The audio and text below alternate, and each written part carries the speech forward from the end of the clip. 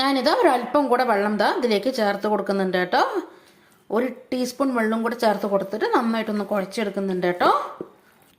അങ്ങനെ നമ്മളിതാ ആ മാവിനെ ആ പാത്രത്തിൽ നിന്ന് നന്നായി ക്ലീൻ ചെയ്തിട്ടുള്ള ഒരു കൗണ്ടർ ടോപ്പിലേക്ക് ഇട്ട് കൊടുത്തിട്ടുണ്ട്. ഇനി നമുക്കിതൊന്ന് നല്ലപോലെ വലിച്ച് ഇത് അതേപോലെ കുഴച്ചെടുക്കാം കേട്ടോ. നമ്മുടെ കുബൂസ് നല്ലപോലെ സോഫ്റ്റായി പൊങ്ങി വരാനാണ് കേട്ടോ നമ്മളിത് ചെയ്യുന്നത്.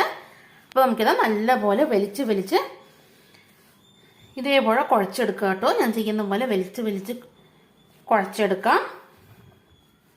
അപ്പോഴേ നമ്മുടെ കുബൂസ് നല്ലപോലെ പൊങ്ങി സോഫ്റ്റായി വരുള്ളൂ കേട്ടോ. അപ്പോൾ ഒരു 10-15 മിനിറ്റ് നമുക്ക് നേരം ഈ പ്രോസസ്സ് നമുക്ക് കണ്ടിന്യൂ ചെയ്യണം കേട്ടോ. ഒരു 10-15 മിനിറ്റ് നമുക്കിങ്ങനെ വലിച്ച് കുഴച്ചെടുത്തുകൊണ്ടിരിക്കാം.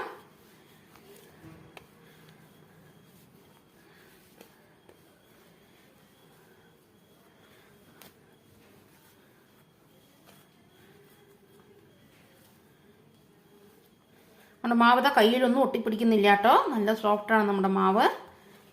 കയ്യിലൊന്നും ഇത് ഒട്ടിപ്പിടിക്കുന്നേ ഇല്ല കേട്ടോ. അങ്ങനെതാ 15 മിനിറ്റ് കഴിഞ്ഞിട്ടുണ്ട്. നമ്മൾ നല്ലപോലെ വലിച്ച് കുഴച്ച് പരത്തിയെടുത്തിട്ടുണ്ട് കേട്ടോ. ഇനി നമ്മളിതാ ആ മാവിനെ ഇതേപോലെ ബോളാക്കിയിട്ട് ഉരുട്ടിയെടുത്തിട്ടുണ്ട് കേട്ടോ. ഇനി നമുക്കിത് നമ്മൾ ഏത് പാത്രത്തിലാണോ നമ്മൾ ഈസ്റ്റ് ആക്റ്റീവ് ആവാൻ വേണ്ടി വെച്ചത് ആ പാത്രത്തിലേക്ക് നമുക്കിത് ഇട്ട് കൊടുക്കാം കേട്ടോ. നമ്മളിതാ ഏത് പാത്രത്തിലാണോ ഈസ്റ്റ് ആക്റ്റീവ് ആവാൻ വേണ്ടി വെച്ചിരുന്നത് ആ പാത്രത്തിലേക്ക് ഞാനിതവിടെ 1 ടീസ്പൂൺ സൺഫ്ലവർ ഓയിലിന് ഒന്ന് ബ്രഷ് ചെയ്ത് കൊടുത്തിട്ടുണ്ട് കേട്ടോ. നമുക്കിതിലേക്ക് നമ്മുടെ ആ മാവ് ഇതിലേക്ക് ഇറക്കി വെച്ച് കൊടുക്കാം. ഇനി ഇതിൻ്റെ മുകളിലേക്ക് നമുക്ക് 1 ടീസ്പൂൺ എണ്ണയും കൂടെ സൺഫ്ലവർ ഓയിലും കൂടെ നമുക്കിതിലേക്ക് സ്പ്രെഡ് ചെയ്ത് കൊടുക്കാം കേട്ടോ. നമ്മൾ എന്തിനാണ് ഇതിങ്ങനെ ചെയ്യുന്നതെന്ന് വെച്ചാൽ നമുക്കിപ്പോൾ ഈ മാവ് ഒരു 2-3 മണിക്കൂർ ഒന്ന് റെസ്റ്റ് ചെയ്യാൻ വേണ്ടി വെക്കേണ്ടതായിട്ടുണ്ട് കേട്ടോ. അതായത് നമ്മുടെ കുബൂസ് നല്ലപോലെ സോഫ്റ്റായി പൊങ്ങി വരാനാണ് കേട്ടോ നമ്മളിങ്ങനെ ചെയ്യുന്നത്.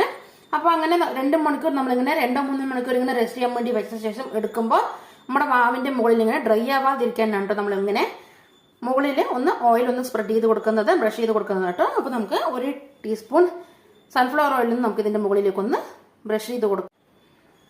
ഞാനിതാ 1 ടീസ്പൂൺ സൺഫ്ലവർ ഓയിൽ ബ്രഷ് ചെയ്ത് കൊടുത്തിട്ടുണ്ട് കേട്ടോ. ഇനി നമുക്കിതൊന്ന് ലിഡ് കൊണ്ട് അടച്ചു വെച്ചിട്ട് അല്ലെങ്കിൽ ക്ലീൻ റാപ്പ് കൊണ്ട് അടച്ചു വെച്ചിട്ട് ഒരു 3 മണിക്കൂർ ഒന്ന് റെസ്റ്റ് ചെയ്യാൻ വേണ്ടി മാറ്റി വെക്കാം കേട്ടോ. അപ്പോഴേക്ക് നമുക്ക് ചിക്കൻ ഷവർമ്മയ്ക്ക് വേണ്ട നമുക്ക് ഫില്ലിംഗ് റെഡിയാക്കി എടുക്കാം. അപ്പോൾ ഇതൊരു 3 മണിക്കൂർ ഒന്ന് റെസ്റ്റ് ചെയ്യാൻ വേണ്ടി അടച്ചു വെച്ചിട്ട് 3 മണിക്കൂർ റെസ്റ്റ് ചെയ്യാൻ വേണ്ടി മാറ്റി വെക്കാം കേട്ടോ. ഇനി നമുക്ക് ഷവർമ്മയ്ക്ക് വേണ്ട കുബൂസ് റെഡിയാക്കി എടുക്കാം കേട്ടോ. നമ്മളിതാ റെസ്റ്റ് ചെയ്യാൻ വെച്ചിരുന്ന മാവ് 3 ഹവേഴ്സ് കഴിഞ്ഞിട്ടുണ്ട്, 3 മണിക്കൂർ കഴിഞ്ഞിട്ടുണ്ട്. നമുക്കിതൊന്ന് ഓപ്പൺ ചെയ്ത് നോക്കാം. നമ്മുടെ മാവ് നല്ലപോലെ പൊങ്ങി വന്നിട്ടുണ്ട് കേട്ടോ.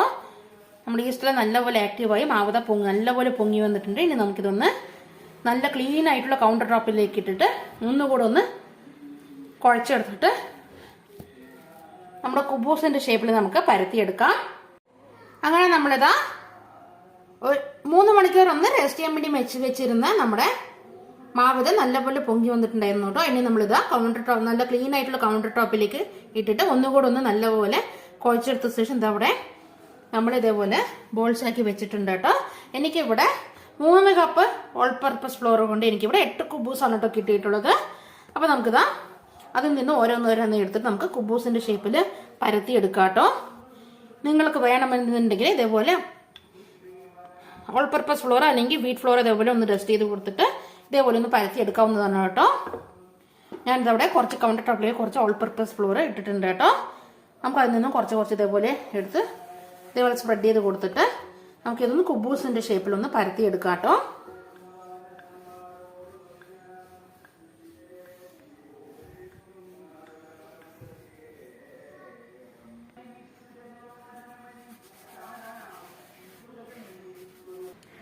അങ്ങനെ കുബൂസ് ഉണ്ടാക്കാനായിട്ട് ഞാനിവിടെ എടുത്തിട്ടുള്ളത് ഓൾ പർപ്പസ് ഫ്ലോർ മൈദയാണ് കേട്ടോ.